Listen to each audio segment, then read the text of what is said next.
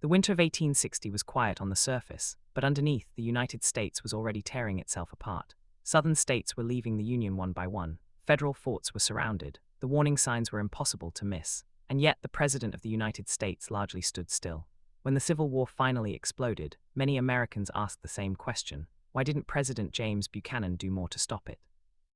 James Buchanan took office in 1857 at one of the most dangerous moments in American history. The nation was deeply divided over slavery, states' rights, and the future of the Union.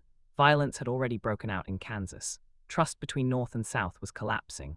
Buchanan was not blind to these dangers, but his beliefs and decisions left him unable to act decisively. At the center of Buchanan's failure was his constitutional thinking. Buchanan believed that secession was illegal, but he also believed the federal government had no constitutional authority to stop a state from leaving the Union. In his view, the Constitution did not clearly grant the president the power to use force against a state. This created a deadly contradiction. If secession was illegal, but the president could not prevent it, then the Union was defenseless at the very moment it needed leadership. Buchanan also believed deeply in compromise, even when compromise had already failed. For decades, political leaders had tried to hold the country together by balancing free states and slave states. Buchanan clung to the hope that another compromise could calm the crisis. But by 1860, the political system was broken. Southern leaders were no longer negotiating, they were preparing to leave. Buchanan misread how far the situation had gone.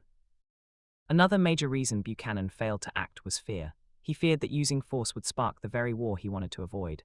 Sending troops into the South, reinforcing forts, or confronting secession directly might have triggered violence. Buchanan chose inaction, believing that restraint would preserve peace.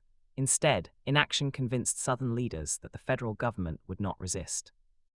Buchanan was also weakened by his own cabinet.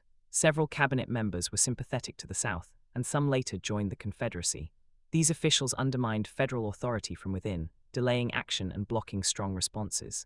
Buchanan allowed this to happen, even as the government itself was being hollowed out. The president's response to the secession crisis was cautious to the point of paralysis. When South Carolina seceded in December 1860, Buchanan declared secession illegal but refused to use force to stop it. He did not call Congress into emergency session. He did not mobilize the army. He did not clearly warn that rebellion would be met with consequences. His message satisfied no one. The North saw weakness. The South saw opportunity. The situation at Fort Sumter showed Buchanan's indecision clearly. The fort remained under federal control, sitting in Confederate territory. Reinforcing it risked conflict. Abandoning it would signal surrender. Buchanan hesitated, sending limited and poorly supported relief efforts that failed. By the time Abraham Lincoln took office, the crisis had already reached the brink of war. Buchanan did not cause the Civil War alone. The conflict was the result of decades of unresolved tension, moral failure, and political compromise over slavery.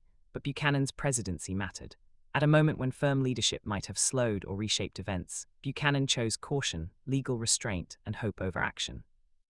History remembers James Buchanan not as a villain driven by malice, but as a leader trapped by his beliefs, fears, and the limits he placed on his own power.